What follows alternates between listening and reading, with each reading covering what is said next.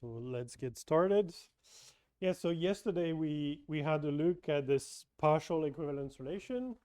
So it's defined in the type-directed manner, and we're describing what it means for two values to be similar, which is our notion of equivalence that we want to use, or rather partial equivalence, that we want to use to characterize semantics respecting transformations.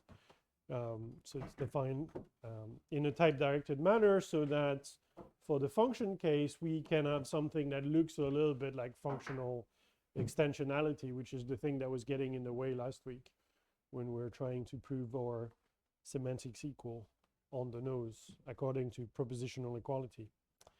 And we saw that it's a partial equivalence relation. It's not actually reflexive, because there might be functions that are behaving a bit weirdly on allegedly similar inputs. They might produce dissimilar outputs. But luckily for us, it just well behaved enough that we can actually push through our proofs, or rather we hope, because we haven't done it yet. So Yeah, that's the proof of the pudding. But yes, so the idea is that what is to be sensible is to be similar to yourself. Mhm. Not everything is necessarily sensible, but anything that's similar to anything is sensible. Yes. So, and what we were able to show, I believe, that we do at least make sure that our evaluator only produces sensible things. Yes. So there was the T eval sim saying that whenever we have a term in our language and any pair of related environments, evaluating the term in the related environments, we yields related, well, similar outputs. Okay. So now we can go back to what it means for a transformation to be correct. And it's exactly what we stated last time, although I remember that we liked it better when it was that way around. Yeah, it was kind of annoying to have it T equals TR of T.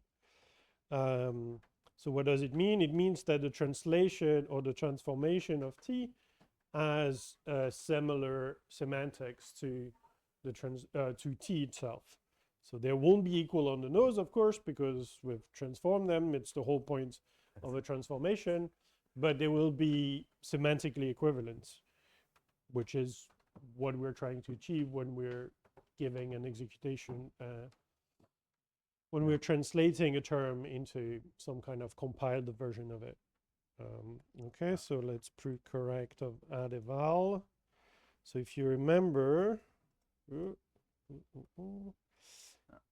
if I jump back to add eval, it was a transformation that was only looking at the top level and collapsing all of the things that are of the shape addition of two natural numbers into a single addition, and everything else was preserved. And last time we did manage to prove that it was correct by doing a lot of case analysis, because we need to consider all of the cases. And this time around, well, it's going to be pretty much the same. So we have an equivalent environment here. So the only difference is that now we are talking about the similar relation rather than just equality. We're going to split on, we're going to split on the term. For a bunch of them, Agda can find the proof already, because if we have a row nut or a row Boolean, the notion of similarity is equality on the nose. These things are just constants, so they are not matched by the rule, meaning that they just get evaluated to exactly the same thing on both sides. Yeah, on the bottom four of the ruffle. Not quite. So here, okay, yeah. Here, the variable is not transformed by the transformation, so we do have the same variable on both sides. But now we're talking about them in different environments, different but related environments. It's the other REFL. And so it's the REFL for terms, right? Proven whenever we have a term from our language, it will satisfy reflexivity for that new notion of equivalence.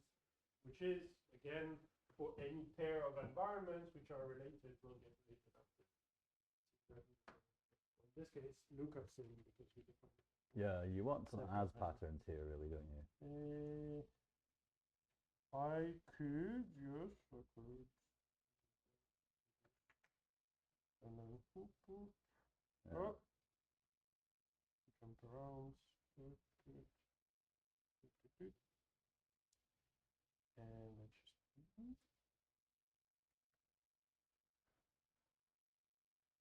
because I should have called it T.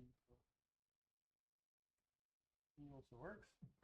So for all of these, because the transformation is only hitting adds of two natural numbers, it will not do anything on everything else, on var, on lam, or app.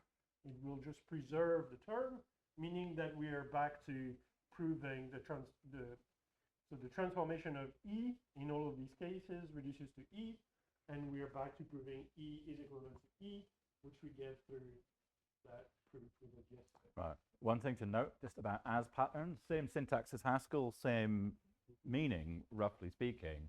Namely, we want to check this pattern match, but also give the thing a name. And the key difference that's important in Agda that doesn't arise in Haskell is that Agda considers as patterns to be definitions. Yeah. So that's to say, E is actually defined to be the thing that matches app blah blah. Which is why he type checks, right? Yes. Otherwise, the E would just be some random value. Yes, E is not, and also, yeah, it's kind of slightly confusing because morally, in this picture, E ought to be green, right? It's defined. It's not just an abstract thing.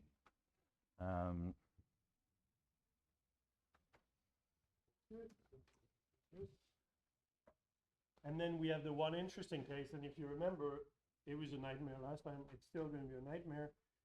We need to inspect both T and T1.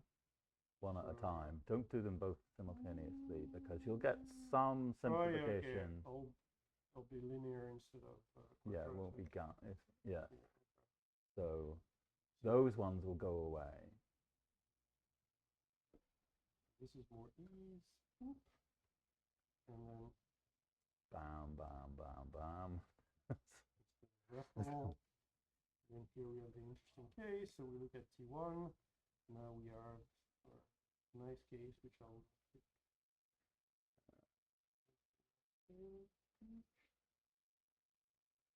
It would be nice to have a comment to just turn all of the variables that are not used on the right-hand side to underscores.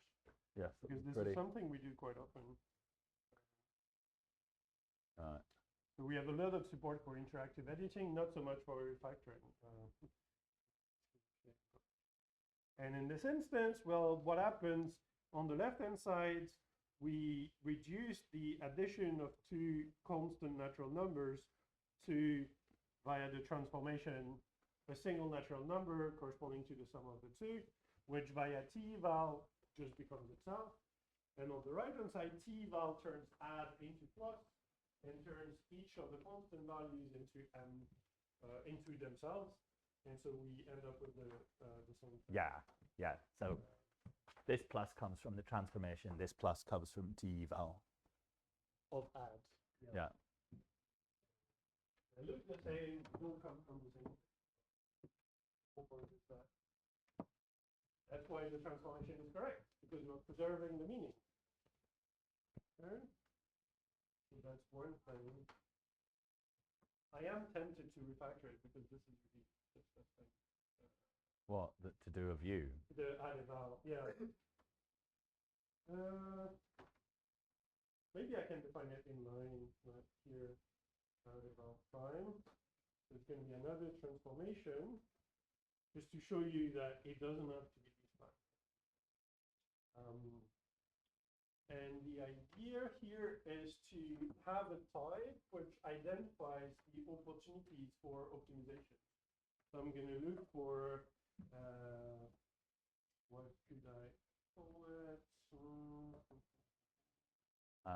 I would call it add eval A with a capital. So A as in Australian question asking EH. Right. Right. Like actually, you could even write a question mark because it's agda. You could just have a As question long mark. as there's no Yes. That's-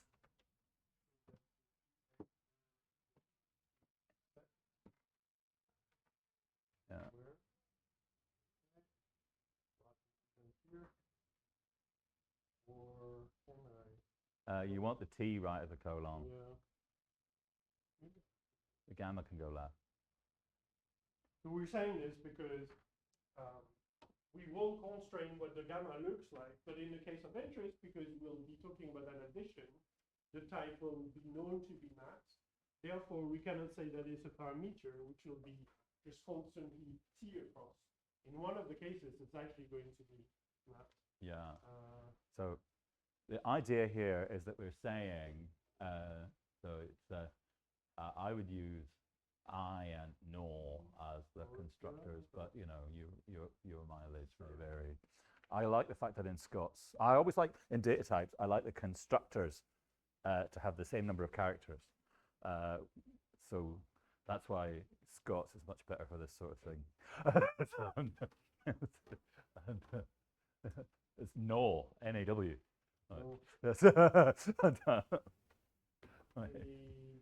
Yeah. So what we're saying, so this is a very special property of terms. It's the property that we can tell whether they're adding two numbers or something else.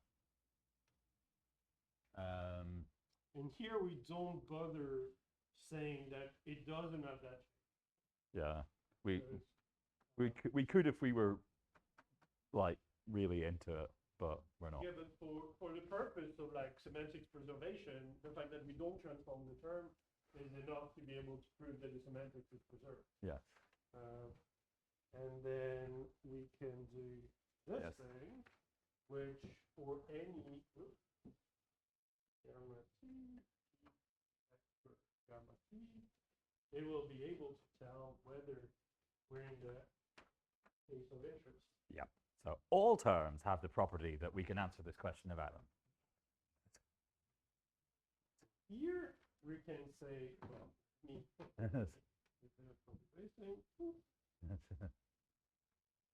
And this is actually quite convenient that we're not insisting on specifying that it is not of this shape in that catch-all, because it means we can just uniformly say we are not interested in this case.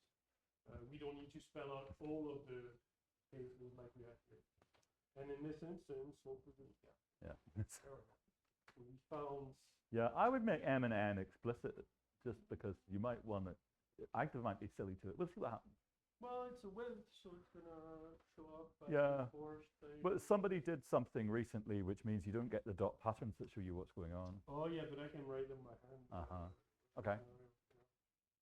So here to write our transformation, what are we going to do? Well, instead of spelling out the cases as clauses, we're just going to say we'll rely on this function to make the decision for us. So now we've isolated the decision making to one function, which means that when we're proving, instead of again doing the matches, we can say, well, we're doing exactly the same decision making as before by calling this function again. And so we won't need to spell out all of the cases. So let's do this, add a ballet of t. Oh, I do want the one place. Exactly. You do want to see this. The view. And you see, it doesn't show you the very things you want to see.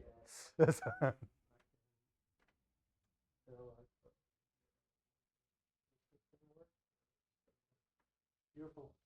So what the syntax I'm using is saying, as always, the dot, well, unless you're using. You could just do one big dot at the outside, right? Well, no, because then you would say the whole expression is forced. All right. But here I'm saying this constructor is forced, this constructor is forced. I'm naming this variable. This constructor is forced, I'm naming this variable. So otherwise I would need to introduce them here, and then I could say that the whole thing is forced to be with these M and M's, but I don't want to introduce these implicit arguments.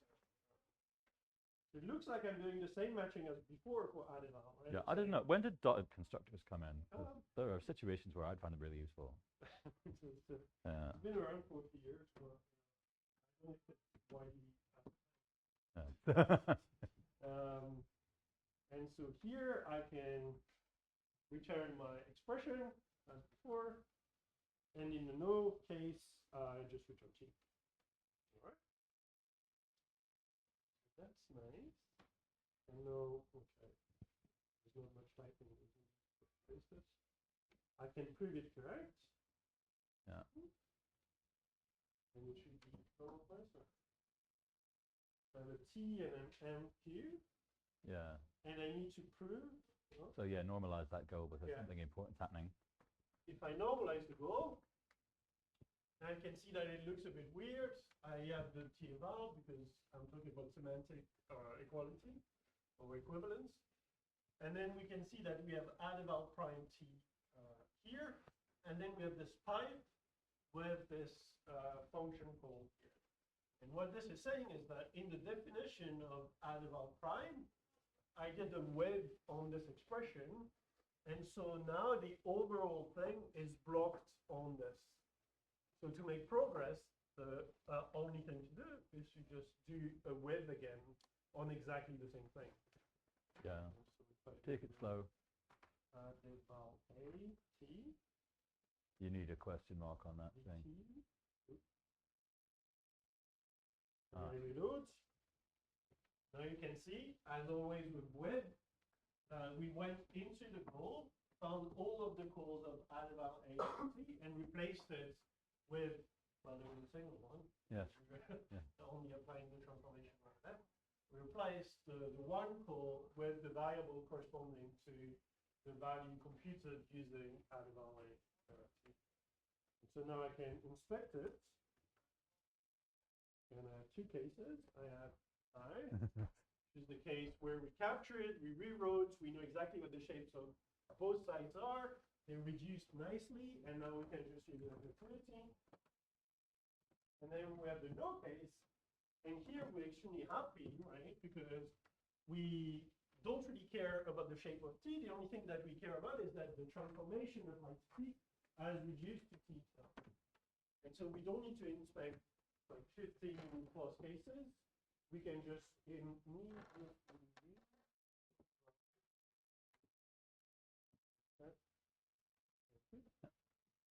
and that makes the proof a lot nicer. Right. So takeaway lesson here is that in many functional programming languages, there's a very rich language of expressions that live on the right-hand sides of equations, but the pattern language you're kind of stuck with, right? Data types are born with one way of staring at them to figure out what's going on. And here we're showing that you can program new ways of staring at old data. And then you can reuse this bespoke way of looking in the programs and the proofs about the programs. And everything, apart from anything else, gets a shit ton more readable, right? And the point here is these things here, right? These happen to be red and purple things that are made of constructors, but they don't have to be. They're arbitrary expressions, right? So what you're able to say here in general is you're advertising that you're planning to invert some construction, right? We're trying to say, yeah, here's some construction that we're going to show we know how to undo. And how do we undo it? We just go and bloody look for the things that, that we're hoping to find. So, you know, this is the pattern for how you show you can run stuff backwards to figure out what got put in. You can't always do it, but here's the way you present it when you can.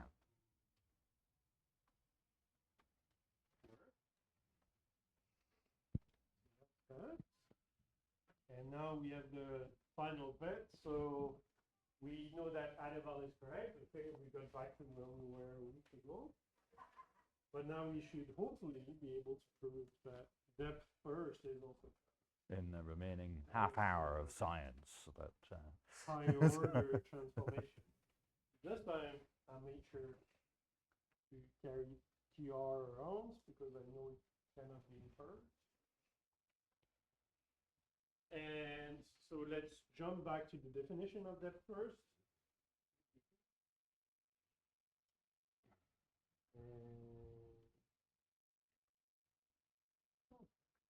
yeah. Mm. So for everything with children, Yes. it first transforms the children and then rewraps and does the Right. transform at the outer layer. And then there's a recapitule at the end. Yeah. Which is not going to do us any harm. Yeah, because so with the adds, we're getting in trouble, right? Because we have deeply nested matching, meaning that for every one of these deeply nested matches, we needed to consider all of the alternatives. Here, there's only one layer, so it's probably not worth writing the inspection, like function and everything. We can just do it directly. But and the point is that it was defined by induction on T, so we're gonna look at T. So if we have a natural number, a Boolean, an addition of two things, if then else, bar B F2. All right. So yeah, there's loads of them where we you got can just go for it. No, not very much. Huh? Not even there.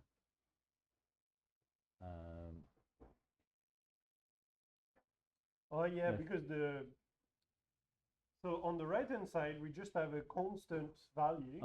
So the evaluation function fires and returns just the natural number. So the end one is not floating around anymore. And so IDA is a bit too afraid to pick N1. But I think if we use CTR on a not N and Q, if I can type it, that should work. Yeah. Yeah. It's just that information disappears. So it yeah. Obvious. Just type.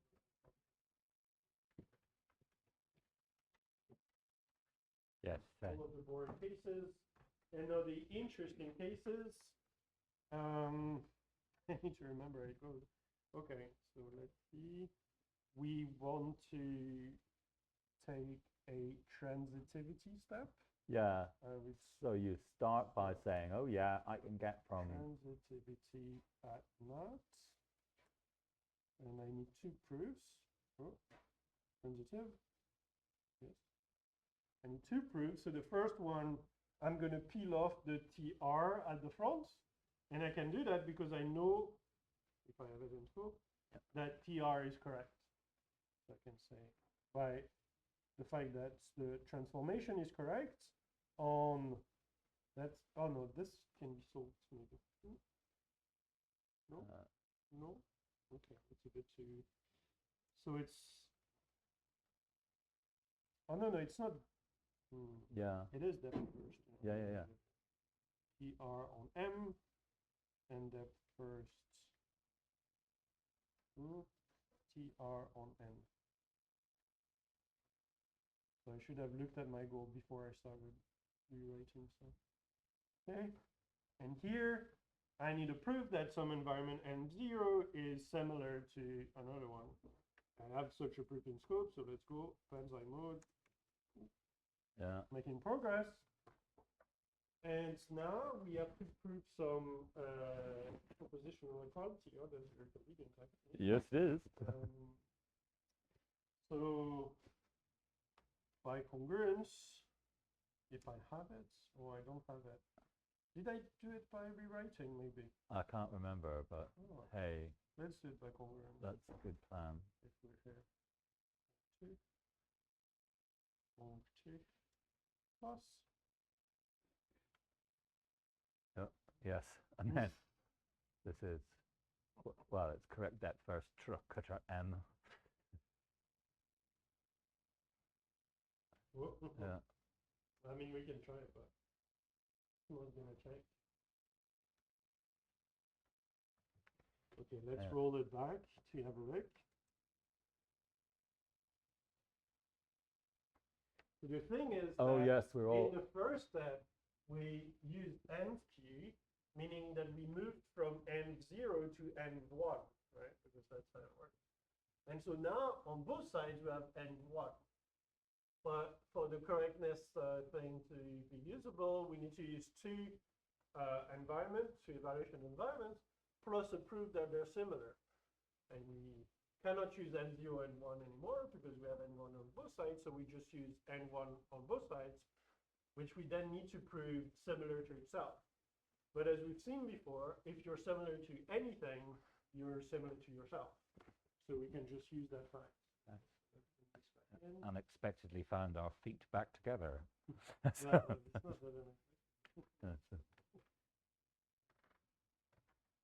reflexive right. Yeah. That's the one on the right that I want to keep. Gamma, it's not in scope. Okay. All right. Yeah. And then Same shit. other one is going to be Different. exactly the same. Putting it on N. All right. So we have moving parts. There still are traps, but we can make some progress. Oh, I think that's the one. Yeah, that's kind of annoying. This is the one where you wish you had something more compositional than Kong with little numbers. Yes. Well, and it's even worse than that, right? Because it's not propositional equality, it's similarity. Yes, it's true. So that's why I have this comment here. Yes. If sim. So let's say that we have two booleans, b0, b1, that are similar, and we have two left branches at t, l0, l1, which are similar, and we have two right branches, r0, r1, that are similar. Then will be similar at t, if b0, then l0, else r0, and if b1, then l1, else r1. Take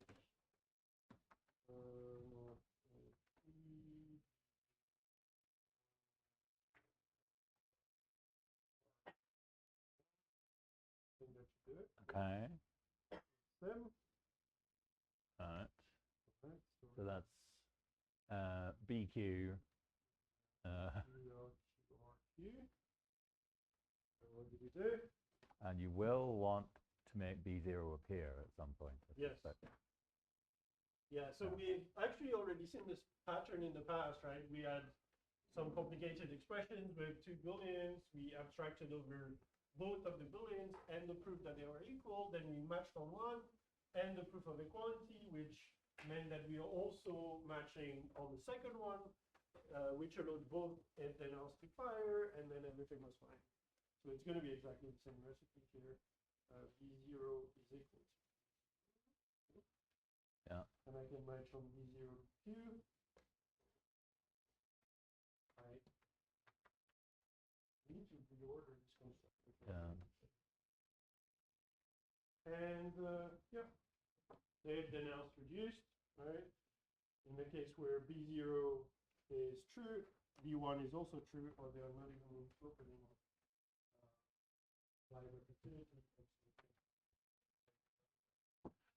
So now we have this handy combinator that we can use in this one case here, because if you look at it, what does it look like? Well, we cannot quite use it. You still need to do the. Yeah, almost. So we want to prove that the transformation applied on the outside of if the to the reduced depth first is similar to the then else. Yeah. And so to do that, we'll peel off the transformation first. So it's a transitive step again. Yeah. So once upon a time, in a CS 410 lecture many years ago, I defined the Booleans with true first and false second, and then I compiled the program. And when I ran the program, there was a segmentation fault because the people who wrote the compiler assumed that false was bound to come first. So yeah, the Agda compiler produced a segmentation fault during live programming, and it was videoed. So I'm just like, well, this is embarrassing. And then I sent the video to Gothenburg, and they fixed it the same day. Yeah, so I think for the natural numbers, it's still guessing because Yeah. it can tell by the type. Yeah. The problem is that this assumption is always it's not always possible. Okay, so we want to peel off the TR transformation, and that's again given to us by the fact that the transformation is correct. Oh, this one goes automatically. That's nice.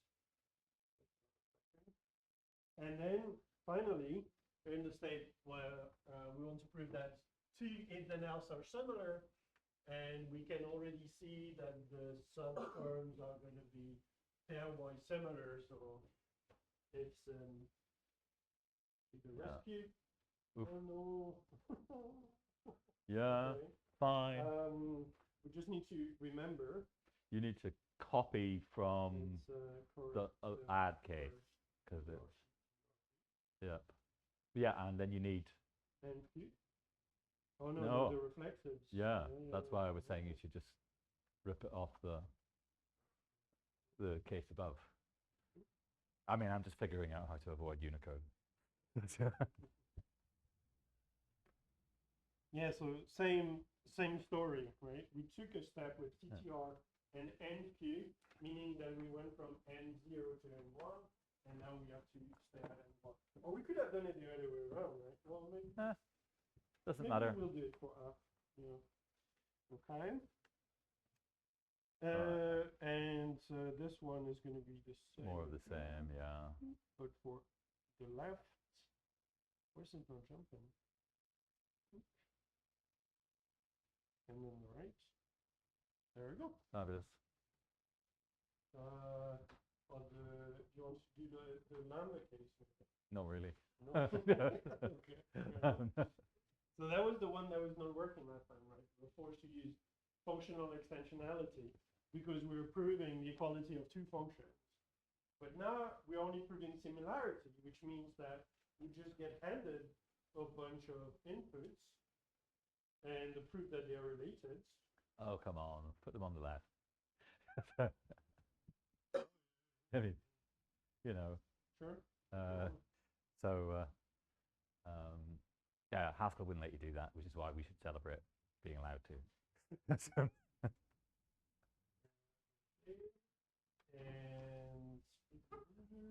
And it's so all, it's again a transitivity thing, yeah. Right? Because there's still a transformation here. So there's transitivity. Right, but if you have any sense, life will be easier if you do the first step with the reflexive. Yeah. So CTR. That's not a problem, isn't it? Yeah, well, it would be, but you want fewer of them than that. Yeah, you just want. Okay, no, you have to. No, you do need to fill it out. It'll be fine. Okay. I think. Oh yeah, because we are in the. Because it's yeah. higher order similarity.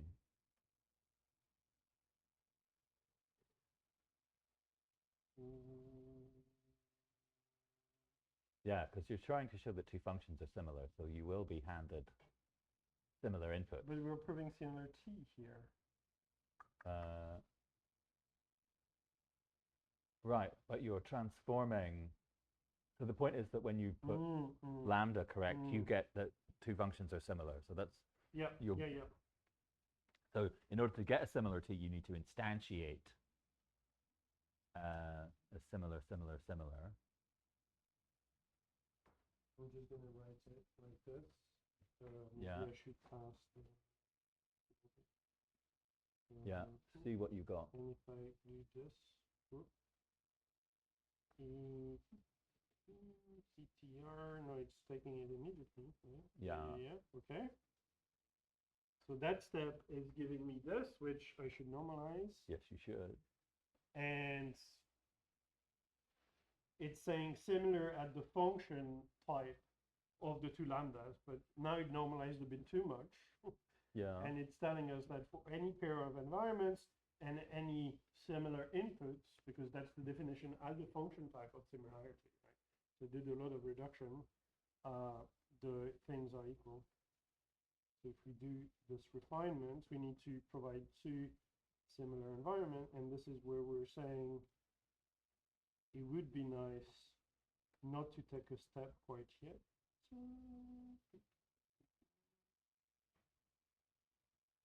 Reflexives Yeah. environment. Then we are at S0, and we're going to stick to S0, but luckily it is related to itself because it's related to S1. Okay?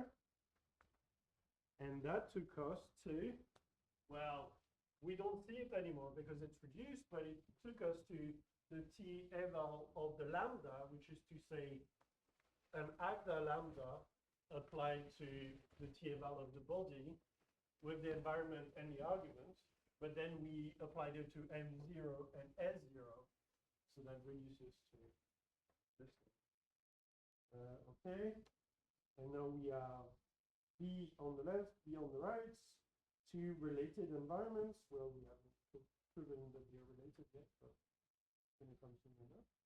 And so this is just a recursive call on B.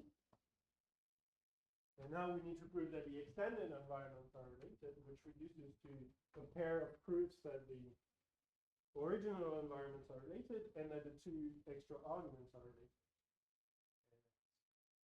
This is an assumption that we have already, and this is the one we're just given by the equivalence relation, because every time we take a pair of arguments, we insist that they should be related. Cool. Okay. And then we have this one, which is application. And so I think last time what I did is that I said I have function, which is the one for the function, so that I could say its type. And it's the proof that oh, we need again a transitivity step. Yes, yes. Every time, because we're applying true Yeah. at the front. So we need to first get rid of the true at the front, and then we can do the recursive call. So we can see that because the recursive call is similarity at a function type, it's going to give us exactly what we need to feed in the T eval of T0 on the left, the T eval of T1 on the right, and we know they're similar by computation.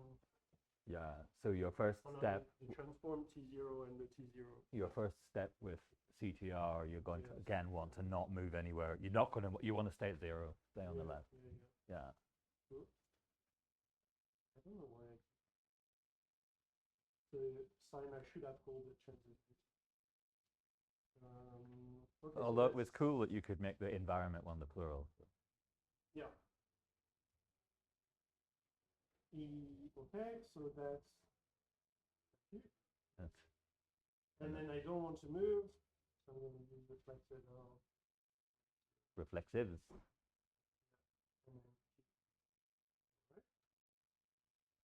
And now in this case, where, I mean, there's a silent like apply thing here and here. Yeah. Although that doesn't really matter. Basically, what we need to notice is that.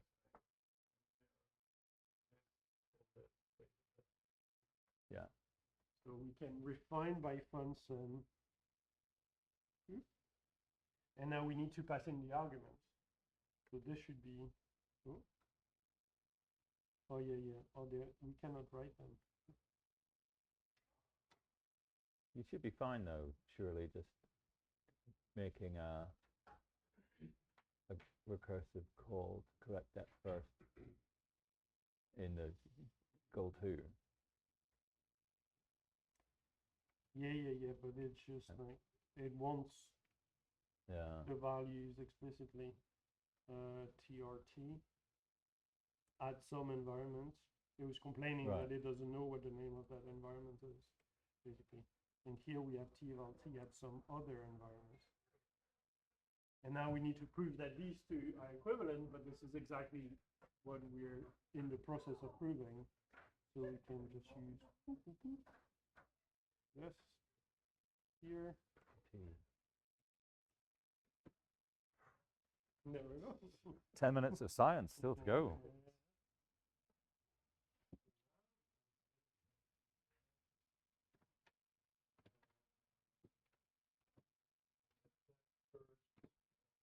Add a vowel prime, if you like. Oh, yeah. And that's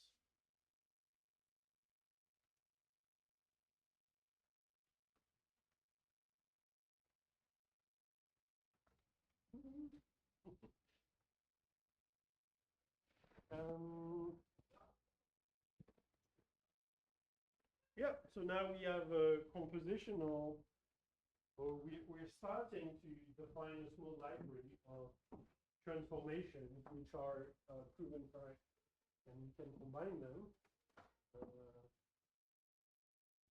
So the natural next question, I think, is to ask what sort of transformations you can implement next. I think a natural one to do is composition, so that you can prove that you can apply various transformations in turn to a term, as it were. And the whole pipeline is correct if each of the optimizations is correct. So that, once again, the idea being that you're separating the describing very precisely, like with Adeval, the one step that's interesting and that actually does a reduction, and proving it correct, and then being able to combine it with other steps without needing to, well, okay, so the whole point is to have a compositional framework to express correct optimization, rather than having to build like huge optimization routines that are just really hard to prove correct because you're doing so many things at the same time. So is there a transformation you want? Well, so I think you're right to say do composition, because before you can have any more fun doing particular things to expressions, you need to know that you're going to be able to do more than one optimization in your life. So you better be able to combine two. So I mean, yes, sure, we could play games like when you have an if, and it so happens that the condition is a Boolean constant, then you can just collapse to one branch or the other. And there's a lovely old puzzle from Larry Paulson where you consider what happens if you have an if whose condition is also an if, because you can then float the inner condition outwards. But sometimes that transformation is a little tricky to prove terminating. And of course, there's a variation on the theme of our existing adding up transformation, where we can exploit the fact that addition is commutative. We could take an expression which is top level add, and we could go hunting inside it for all the constants that are being added up, whatever they are, and add them all together, and then add up the rest of the stuff which is not constants. And this will be less localized, but as Yeah. a very local thing, you could apply the identity laws for zero and addition. yeah, Rather than doing it for arbitrary constants, you could say, no matter what the other expression is, if I have a zero somewhere, I don't need to do that computation. I'll tell you another dirty trick you can do, which is just delightful. You can impose a sneaky ordering on the expressions, which put the constants at the bottom. And if you play the game correctly, in fact, you can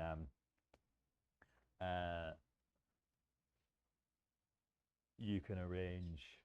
So what you do is you make the constants lower in the ordering, and then the transformation says if I'm adding up two things, I want to add them in increasing order, according to the sneaky term order. Or maybe you want to, depending on how you want them nested. But you want to line up, you want to line things up so you swap things round so that all the constants end up together and then get squished. So that's arrangeable just by, so, there's one of those things where, you got to be a little bit careful playing that game because, yes, that if you swap the inputs to adding around, you'll get the same answer. But if you think, well, I'm just going to keep doing that, then you get yourself into a bit of bother, right?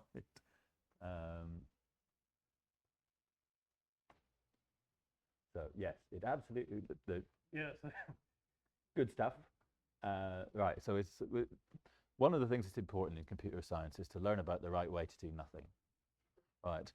So so yes, it's important to check that doing nothing preserves the semantics. And then we show that if we know that we got two separately correct transformations, we can put them together, right? I did exactly the wrong way.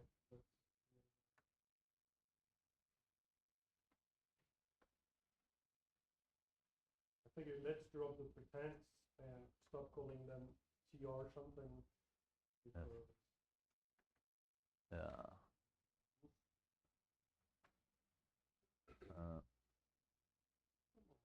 Yeah.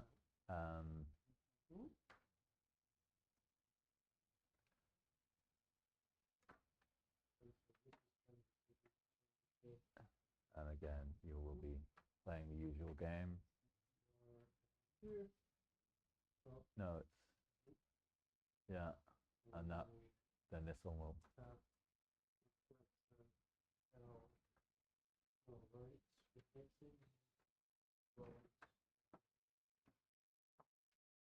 So why did I do identity? Well, because if you have composition, let's say you're describing a pipeline or transformation as a list of transformation, well, you're going to interpret the empty list as the identity transformation. It's the natural thing to do. And then you're going to compose every other one on top as a fold, as if you're transforming your list into just composition. And so to prove this whole pipeline correct, you will need to know both that identity and compositions are correct. And then you can just have that generate. I don't think we have time to do another optimization. Unless you have an interesting one. Because depth first is quite powerful, actually. Yeah, I was wondering if we wanted just to do if with a constant condition. Sure. Okay. Let's see if we can manage that. Yeah, you might even, because it's not, it does, okay, it's only slightly deep. Yeah, okay.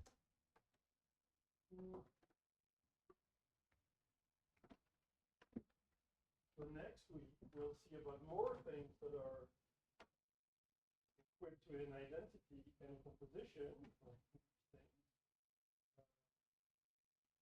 Because it turns out we can genuine study of these things. I shouldn't speak and type because it's too confusing. Yeah, so there's a world of things which fit together like dominoes, things which are reflexive and transitive.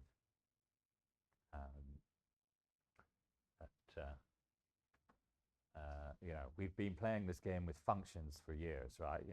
We have an identity function and we have composition of functions, and they all fit together like dominoes. It doesn't matter how you group the composition, the order in which you compose things. The order of the things you're composing matters, but not the order in which you pairwise squish them together. So there's a world of structure like that.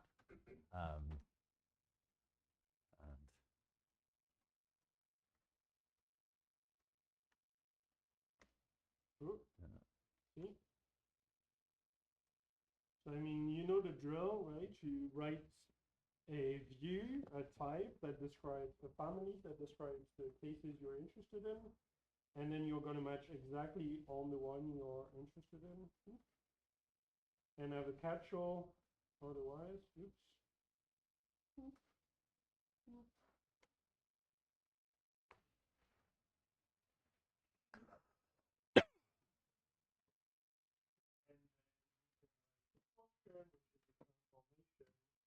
Like say, I'm going to look at whether my term matches the thing I'm interested in. Oh, shoot. Whether my term is what? With some dots in some places. Yeah.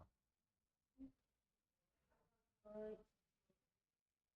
Otherwise, C plus T. No. There. And then you look at, you can pattern match on, Then you can pattern match on B. F then up is pattern matching for me already. Yeah, but the point is this though, is that after you've done a with and you've got some stuff in some other auxiliary column, you're still able to pattern match on the things you first had in your hands, right? You haven't crossed the equal sign to the right-hand side. You see what I'm saying? You know, stay on the left. Oh, what? Yeah. I decided to put, oh, okay, bound it here. Yeah. But no, I don't have the names for this. Do you see? Yeah. No, it's bad. Yeah. We don't have time for it. Yeah.